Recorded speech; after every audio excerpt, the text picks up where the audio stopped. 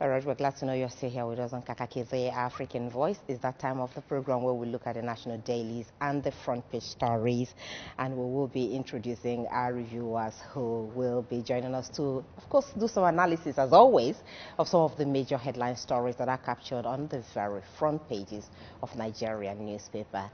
All right, Musa already the doctor in the house, is joining us here, and of course, Mr. Simon Reef Musa. You're welcome. Good to see you, gentlemen, and Happy New Year. Good morning. Happy New Year. It's been a while. Yeah. Okay. I saw you since last year, according to a Yoruba man. Anyway, it's good to see you this year. So let's see what the papers have got for this morning, and then we will get them to do some analysis. We'll begin with the Nigerian pilot. Of course, the headline there says 2027. Diri, senators, others endorse Tinubu. 2027, Diri, senators, others endorse Tinubu. That's the major headline story there on the front page of the Nigerian pilot.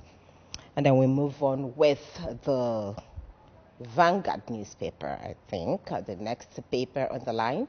That is terrorists abduct passengers on busy Kwara Highway.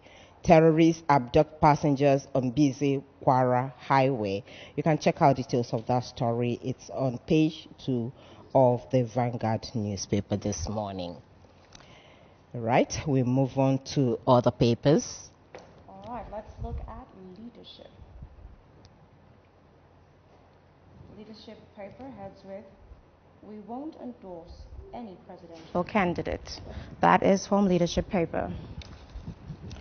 All right, let's check out the next one. Okay, away from the leadership newspaper, we have the Nigerian Tribune as the next paper we are looking at. A plot to destabilize ADC will fall. This is credited to Atiku. Plot to destabilize ADC will fall. Okay, that's the major headline, the Nigerian Tribune this morning. All right, let's take a look at the Daily Monitor. Look at the Authority. I think that's the next paper there. Okay. The Authority heads with the PDP issue, APC 48-hour ultimatum to apologize to Wike. That is the Authority newspaper. All right, and the Nigerian News Direct, okay, the big headline there, "I won't step down from 2027 presidential race." Who's speaking? Atiku. You can check out details on the Nigerian News Direct this morning. And on Daily Asset, we have "No consequences candidate in ADC," Atiku declares to the presidency, and that is on page 2 of Daily Asset. And then to the Daily Monitor, is also speaking about the elections in 2027. No presidential aspirant will step down in ADC. That is also credited to Atiku, and that's how the Daily Monitor is leading this morning. The next paper we'll be looking at is This Nigeria, and it heads with "Bandits launch multiple attacks in Castina." This is on page 4 of This Nigeria. Okay, we'll look at the Daily Sun next. Okay, almost all the papers are leading with either security issues or the political issues. The Daily Sun is leading with "Terrorists plant explosives in Niger farms." Others. So there's a very worrisome one. "Terrorists plant explosives in Niger farms." Others. The Daily Sun. And the Blueprint takes a different direction, with discourse collected 570.25 billion naira of 706.61 billion electricity debts in Q3 2025, according to NERC. That is from the Blueprint paper. And then the New Telegraph, is looking at can you see that? A stamp in domestic duties or something. Okay, that's the New Telegraph lead there. Okay, not very clear print here, but let's see. Okay, we leave the New Telegraph and look at the other papers that we've got here. The leadership news. I think we've taken this before. Yes, leadership. we have. Okay, you take the Daily Trust. All right, and we have Daily Trust leading with the Castina killings, kidnappings return. This is on page 3 of Daily Trust.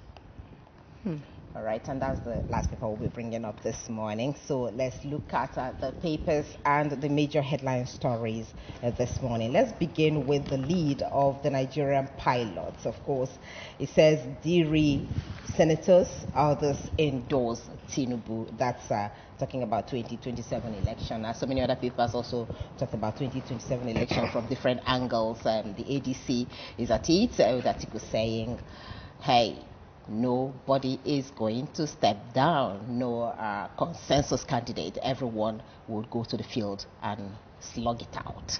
Doctor, what do you think? Politics has started already. It's just January. Yes, well, it's not too early. From 20 this year to next year is an election year. And of course, you've heard politicians say, look, we'll start politics this January. And so this is the season of endorsement, especially as on the part of the ADC. In the last few days, different states have been endorsing their governors, either their governors or the President Bola Ahmed Tinubu. So yesterday it was a turn of the Bayelsa, to come together and say, we are supporting President Bola Ahmed Tinubu. Now, on the part of the ADC, which everybody is looking up to as a major opposition group, as an emerging major opposition group, it appears all is not well with the party right now. Especially since the joining of the ADC by the former Labour Party presidential candidate Peter Obi, it appeared that there's overwhelming pressure on former Vice President Atiku Abubakar, to step down for Peter Obi.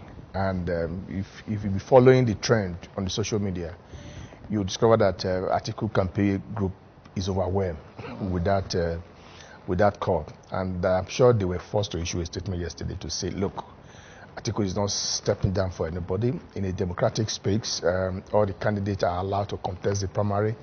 And at the end of the day, it is the delegate that will determine who wins the elections. That it's on the basis of that he will contest. That is not stepping down for anybody. So it's like you said, this is election year, and in the next few weeks or few months, you're going to see a lot of that. Now, you see what is happening in Rivers State. It's an indication that all is not well with our democratic space. When an appointee of the President of the Federal Republic of Nigeria is boasting that he controls two political parties in the state, PDP and Rivers State, there's something is wrong with our political space. And that has been the narrative in the last few days between the former governor of Rivers State, who is now the FCT minister, Iyons Owike, and the governor, Simi Fubara. So, and even the national scribe of the... the national scribe who said that, look, from the look of things, that Wike is not a member of their party, and that he has no business dabbling into the activities of the APC. Just yesterday, in a subtle manner, the vice president also sent a message to Wike to say that as the vice president and second commander in Nigeria, the leaders of APC in the state is the governor of state. And he also mentioned the fact that in Akwa Ibom, where the Senate president is in number 3 person, the leader of the APC in that state is Governor Eno. He mentioned other states. So his argument is that the leadership of Sim Fubara of Rivers State is not questioned at all. And as a matter of fact, that person who's saying that Fubara is not the leader of APC is not even a member of their political party. So and that is the politics you would witness, that we have witnessed in the last few days. And I'm sure that in the next few days, you're going to see more of that. But I hope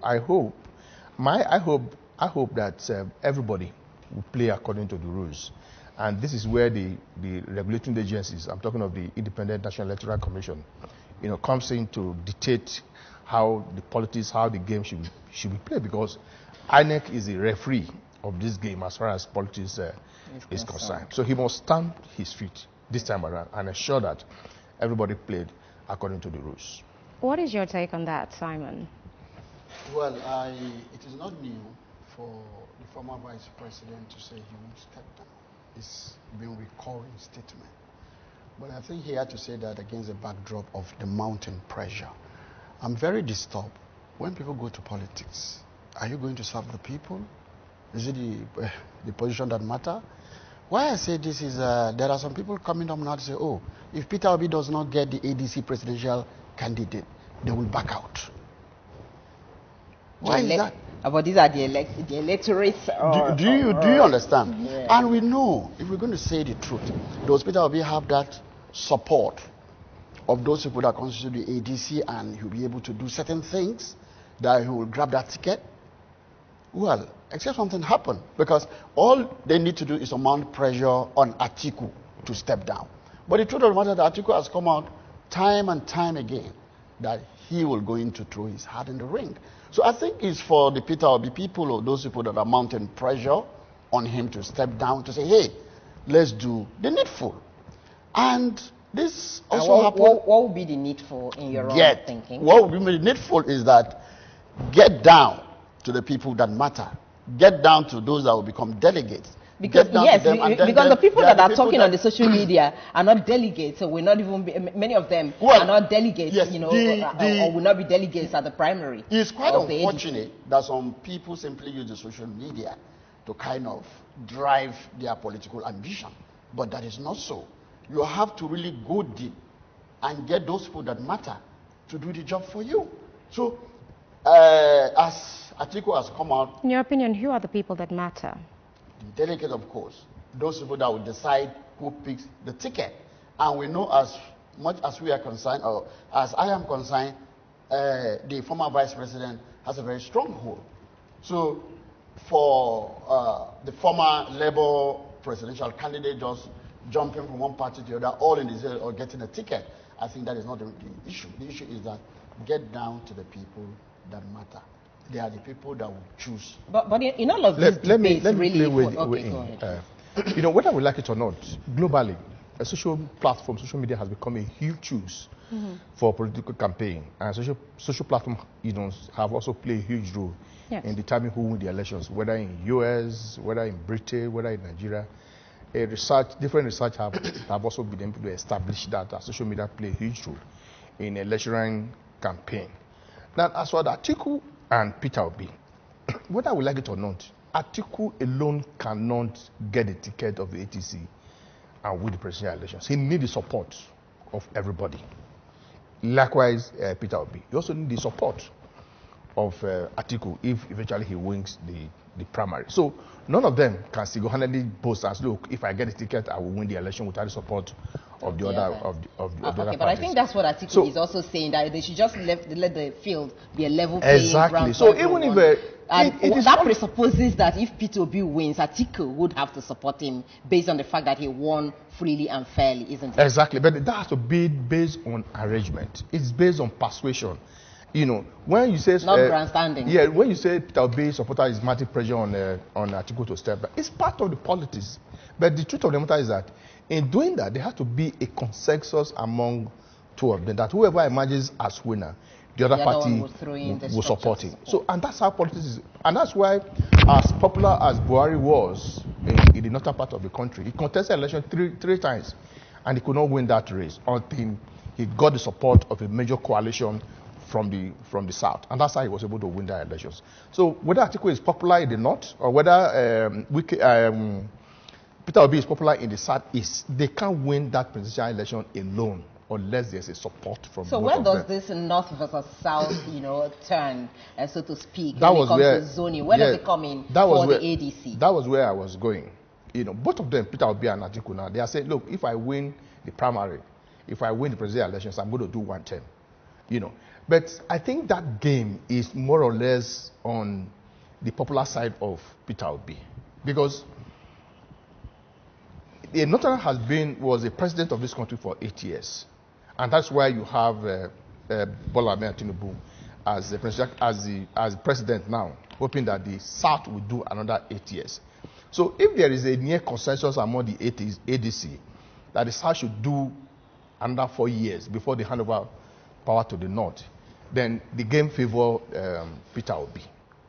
But if the ADC said, look, the only way we can win this election is to feed Atiku and get Peter Obi as running mate, that would be, but I think that for now will not be popular among the members of the southern part of the country, because the northern has done 8 years, and they also believe that the south must also do 8 years. And that is the argument of Peter Obi supporters, that if they support Peter Obi as a candidate of the party and he wins that election, he's going to do only 4 years and allow the power to shift back to the north.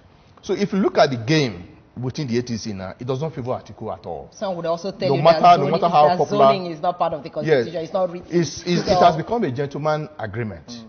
It's a gentleman agreement among the political elite in the country. So no matter the popularity of Atiku, as people may claim, the game does not favor him now, because South cannot do 4 years and I ask power to go back to the north again for another 4 years. I mean, it doesn't make sense. Another 4 years, or even, that would be talking about 8 years. 8 years. So it doesn't make sense. Okay. So this seems to be a leadership tussle on the top-bottom approach, which is absolutely amazing. But if you had to look at these two persons and look at the actual needs of Nigerians, when it comes to track records, when it comes to so-called popularity and what they've done, what is your take on who is the better person for Nigeria? I mean, we're talking numbers and all of this, but it's about Nigerians and the needs of Nigerians. Who would you say? I mean, whether I say this one is better now, it doesn't make sense. Looking at the track because record. At the end of the day, it is Nigerians that will determine who is more popular than other. But having said that, Atiku has been in politics for years. And Peter Obi has also been in politics for years. Atiku was a vice president of this country for 8 years. Peter Obi was also a governor of Anambra State for 8 years. So Nigerians could assess their performance, could assess their track record, and determine which one is best suited for the opposition party. But if you look at what is happening, for you to be able to upstage the current president of the Federal Republic of Nigeria, I'm talking of President Bola Ahmed Tinubu, you need a serious coalition and a formidable coalition to be able to upstage the current president. Whether I would like it or not, President Bola Ahmed Tinubu has been described as a master of the game when it comes to politics. And even before the election year, the opposition are already crying that there's a deliberate attempt on his part to make Nigeria a one-party state.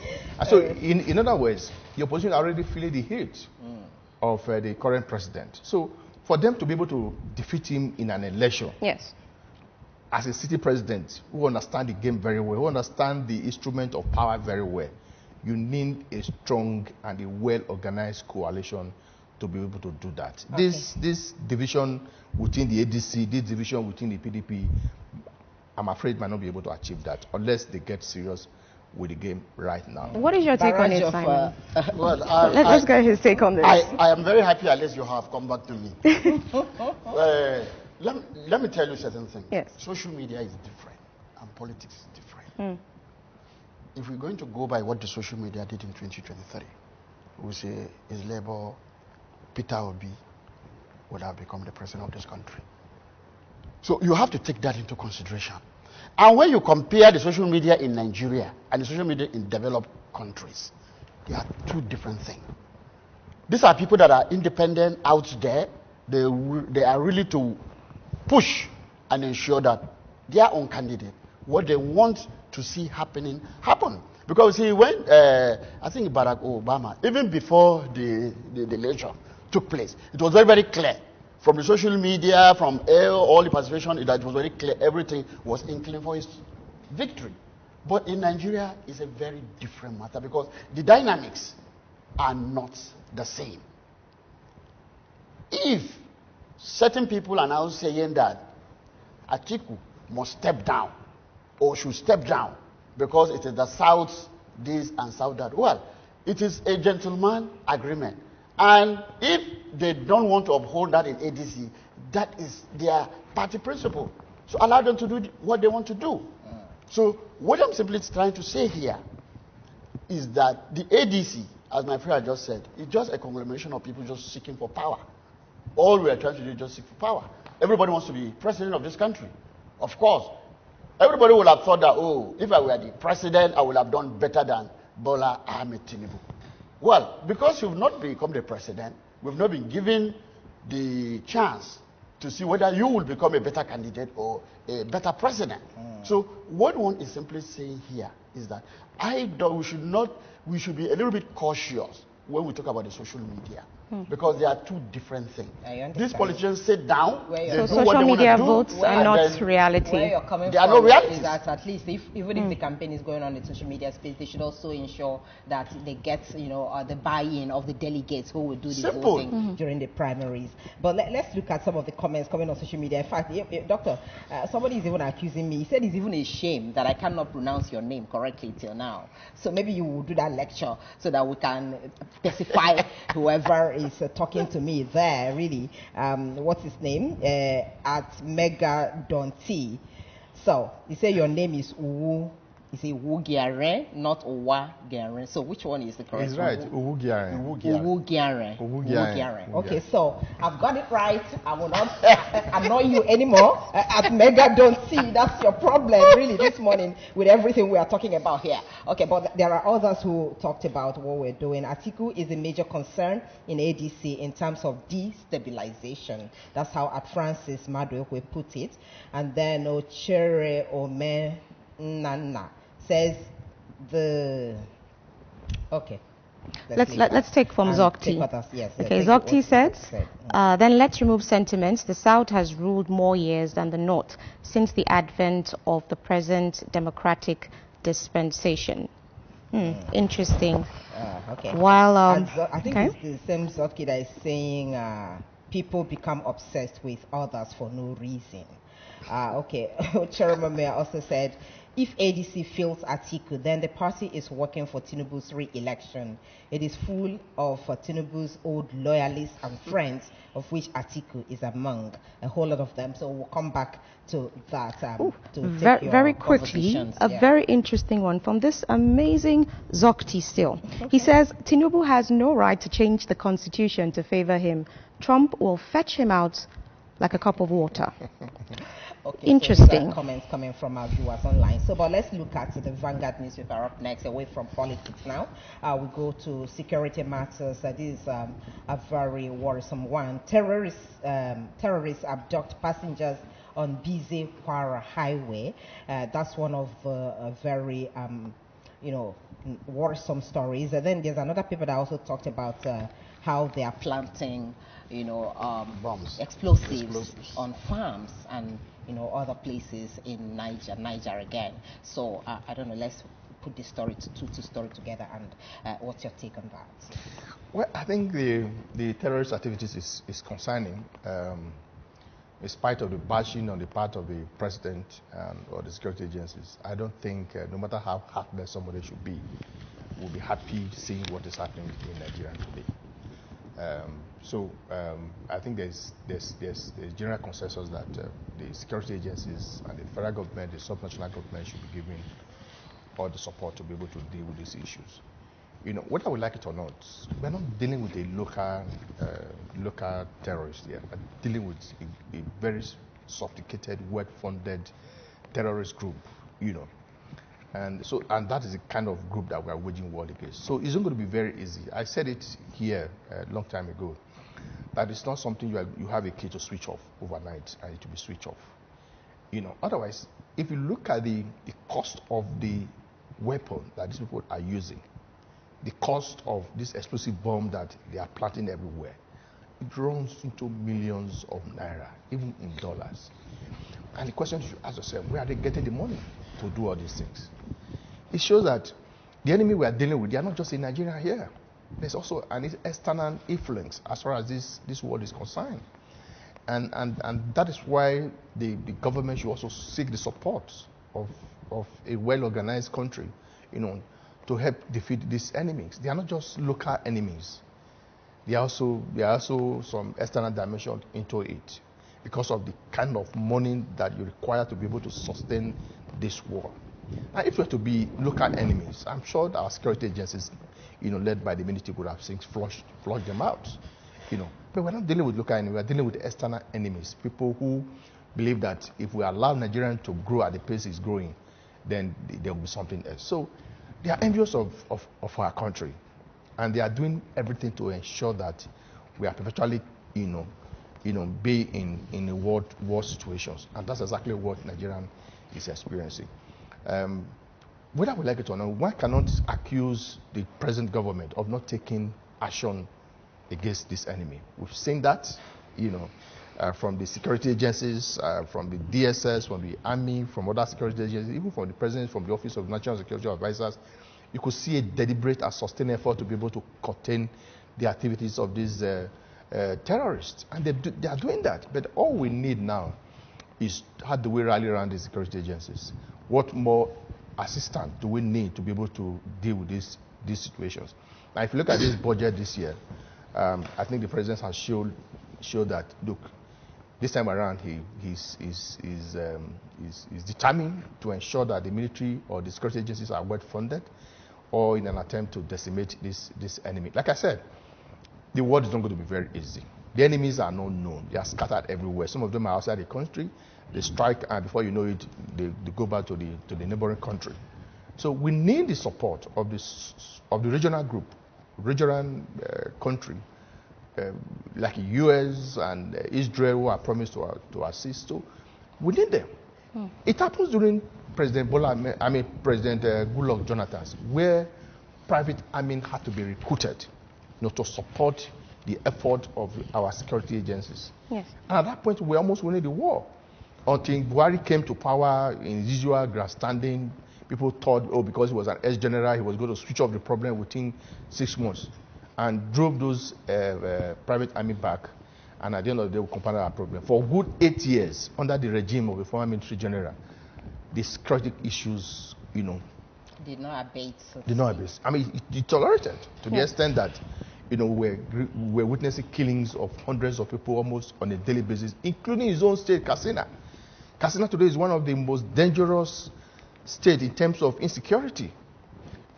So the point I'm making is that the president should seek assistance from elsewhere, because these terrorists are also getting support from external countries. Isn't the U.S. intervention already an assistance from somewhere else?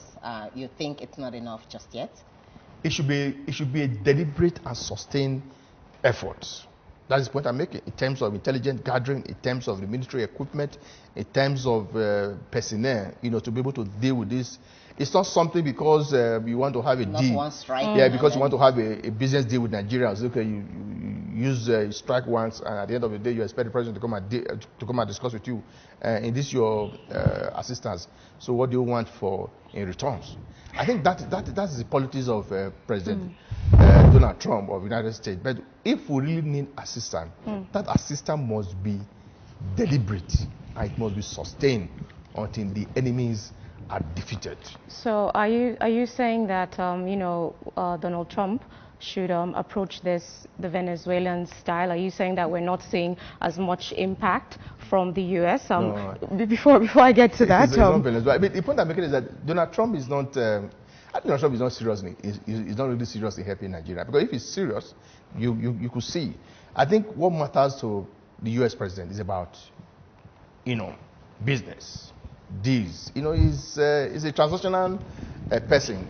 Before he helps you, he must be sure of what he's going to get in returns. The current war in Venezuela has nothing to do with the fact that the adopted president is corrupt, or the adopted president is involved in terrorism, or is in drug war.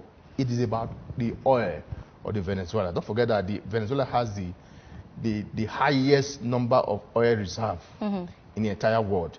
And Donald Trump or the U.S. government has always shown interest in their oil business. And that's why they are there. Forget about all this campaign of calumny by the U.S. against Venezuela adopted president. So it's all a game. It's all a game of interest. Let me get Simon's take on this. So you mentioned a very interesting point that we need to open up for intervention and support. Looking at the impact of the U.S., what would you say their intervention so far has done? Has there been a reduction with the security menace, or has there been an increase? So this would kind of guide to see if we should get more from there. I mean, we're supposedly helped in the intelligence, manpower. What is our current status? I think that should be addressed. And what do you think Nigerians should be doing at the moment with this insecurity crisis that is slowly coming to our doorsteps? Do we just stay still and allow it get to us?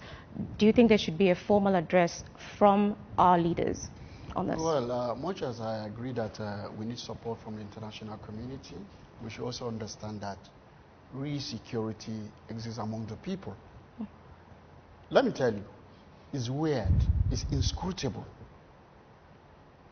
for citizens to be killed, to be made soft targets, for terrorists to simply come and kill them. If there's anything government is doing, it's not adequate enough. I've always insisted you must involve the people. You don't have enough boots on the ground. Up to now in this country, we don't have enough boots on the ground. And there's no any country in the world that will provide enough boots on the ground. So what you need is for the people themselves to constitute the first line of defense. I'm not saying that you throw guns at everybody. And how exactly yes, should we constitute I'm not saying that you throw guns at everybody in every village. No. You provide people that can bear arms so that when these people come, they should be able to meet a form of resistance. If a man wants to come and attack you, and he knows that he's coming to attack you, he's going to meet an armed man, I think he'll be a little bit cautious. But let's look at the angle of the fact that they are laying explosives in farms. Now, laying explosives. So how do you attack a man who has laid explosive for you in your farm where you're going, ordinarily to go and farm? It's because of the level of insecurity that has allowed them to even have the opportunity to lay those explosives. Because if the place is secure, if the environment is a kind of secure, as my friend said, these people are coming in from Mali, from any other, they are foreign backed. You should be able to ask questions. But Nigeria, as of today, is you just walk into Nigeria, nobody asks you a question. There are people in Nigeria, there are people that have the NIN number. They are not Nigerians. So you have to ask some question. You need to find out, how do we rid of this country, from this country, people that are state enemies. These people are back ahead of the 2015. It's the same politicians that brought them in. Google it, you will see all those things. So as 2027 is approaching, we expect to have more of these attacks. Now, these terrorists that seem not to allow Niger State to just rest for a while or to just be, are they also the ones that are fleeing from Sokoto after the US strike, or are they the ones that were existing there? Because we have heard that narrative as well, that some of them are fleeing from Sokoto after the US attack, and they are settling in some of these other different places around the south and all that. Well, I've had some people say that there was nothing, they simply struck at nothing. But after some time again, I saw that some people are fleeing. I don't know whether they fled from those attacks or whether they were survivors, but we've not had a story of that. If you have to look at insecurity, look at it from a holistic point of view. I disagree with the notion that it's an issue of money. No, it's not money. Because if you look at the huge quantum sum of money we spend on security, there is no how. But you don't have the buy-in of citizens. There is fifth columnists, even in the military. There are some fifth columnists that ensures that as long as this country is insecure, as long as the monsters of insecurity are allowed to go on rampage, the more they go to the bank. So government itself is the only one that can tackle that. And let me tell you, the level of insecurity coupled with people being taken out of their farms, they are fleeing from their lives. You see somebody is abducted, they are talking of about 300 million naira. I went to the village just yesterday for a burial. When we finished, they said, oh, one of our people have been abducted. And what were they asking for? 300 million naira. So you now ask, where do you get this 300 million naira? It's now become a commercial venture. People see it as a commercial venture. And the politicians have not into it to ensure that you drive fear in them. And that's why for a long time to come, government will come down and say, no, insecurity. They just want to make insecurity a permanent issue. And that will not make this country to go. No matter what we achieve, no matter what government tries to achieve. With insecurity, you are getting nothing. And of course, the opposition will tell you that if you elect us, we'll give you a better security. But let me tell you, those who tell people that they are not governed the way they ought not to be, I'll tell you, they will never lack attentive hearers. And that is the issue. Yes. All right. A couple of comments on this issue, really, on social media space. At Ansem XP5BH says the government should seek help from other ECOWAS countries in fighting terrorism. And at David Daboke 343 says we need Trump, please. What is oil when our citizens are being slaughtered like chickens? I think it's answering or responding to your own comments there. And then Azokti again says the structure of our security agencies doesn't favor effectiveness because we have people recruited either because they have no jobs or the federal character force on the system. You want to talk about this? Well, you see, I keep on saying that we can come here and speak all the grammars, all the analysis. All over the world, security issues is a very complex issues. And for you to be able to understand security architectures, you should also have a deeper knowledge on how it works. Whether we like it or not, we have some of the best trained security officers in this country, especially within the armed forces. But I think what we actually need is assistance. Somebody talked about we have spent billions of naira or dollars for security management of this country.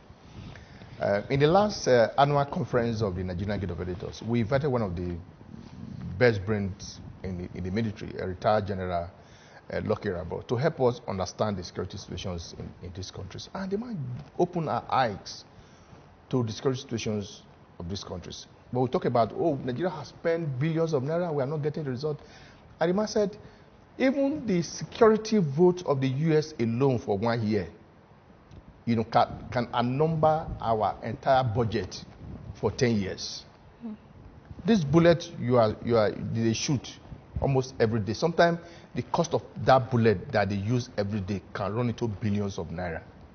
So even if you have 1.something trillion naira this year for budget, for defense, for entire security architecture in this country, it's not enough. Especially when we don't produce these arms and ammunition, we buy them, and one run into millions of naira. So even if you have about 10 trillion naira for security budget this year, it will not still be enough. And that is why I said we need the assistance of some countries to be able to deal with this issue. We have some of the best trained military in these countries. Sometimes when they go outside the country for an assignment, they are said very well. But I think what we need is the logistic support, is the financial support, is the intelligence support. So we're not going to be able to defeat this enemy like I keep on saying. You keep on talking about, we need to involve the military. For example, I'm not trained as a terrorist. I'm not trained as somebody, to carry gun. If you give me an arm today, what am I going to do with it? And these people that are fighting us, these are trained terrorists. So I'd like to they find are trained out in terms of fighting war, in terms of handling arms. So asking innocent citizens or community leaders to go and engage them, it amounts to a suicide mission. You mentioned a very important point, that their weaponry, when it comes to the financing of that weaponry, it goes into lots and lots. Yes, so I'd like to know, in your opinion, don't you think that we should be looking at we can't be blaming politicians alone. We can't be blaming politicians alone in Nigeria. From our analysis of the whole thing and from my interaction with some security experts, even the politicians themselves don't even have the resources to be able to sustain this war for almost about 20-something years, over 20-something years now. They don't have the resources to sustain that. So the point I'm making is that there are external support for these terrorists. And for us to be able to deal with the situations, we also need to rally around the regional government, the entire state, the entire government across the world to be able to defeat this enemy. Insecurity everywhere. They're everywhere. But I think the difference between Nigerians and other parts is those with enough resources, you could see the attempt they are making to defeat their security situations in their country. Our own, we can also see the effort being made by the federal government or security agencies to also defeat the enemy. But I think what we need is we need more support from other parts of the country, especially African countries surrounding us. We need their cooperation to be able to deal with this enemy. In a situation where somebody strike in Sokoto or strike in Adamawa, and after their daily activities, they run back to Cameroon or to Benin Republic or to Chad. If we have the support of those regional governments, then we are good to go. We can be talking about how to organize our security agencies, to deal with the situation. But to say that the politicians, how much do they have to sustain this war for over 30-something years? They don't have. Simon, what is your take on that? Do you think that Nigeria does not have the capacity to be able to trace the funding for terrorism at the moment, as we wrap up this conversation? Yeah, Nigeria has the capacity. But even in the last administration, we had some 400 names of sponsors that were supposed to be revealed. Did they reveal those names? Up to now, have those names been revealed? We have been told that government is reviewing those names so that at the end of the day, they will give us the names. Up to today, the names have not been revealed. If you don't track down the sponsors of these attacks, of course, this will continue for a long time to come. So that is just it. And when somebody tells you that, security is a complex problem, security is a complex, what has happened to those countries that are living peacefully? All right. Why can't we go and learn from them and also know how to do it? Because we're simply not united to deal with the issue of insecurity. So All right, let's be very factual on that. Okay, Thank we have you to very go much. now. We're already eating into other times for other segments. We thank you very much for your time and your thoughts on this paper review. We've been speaking with Dr. Iyobosa Uwugiere. Okay, so I got that right now. Uwugiere. Okay, Uwugiere. Okay. Thank you so much, gentlemen. That's fine. Thank you for coming. And then Simon Reef Musa, I got yours right, don't I? No, Easy and swift. I'm going to bring my traditional name. Ah.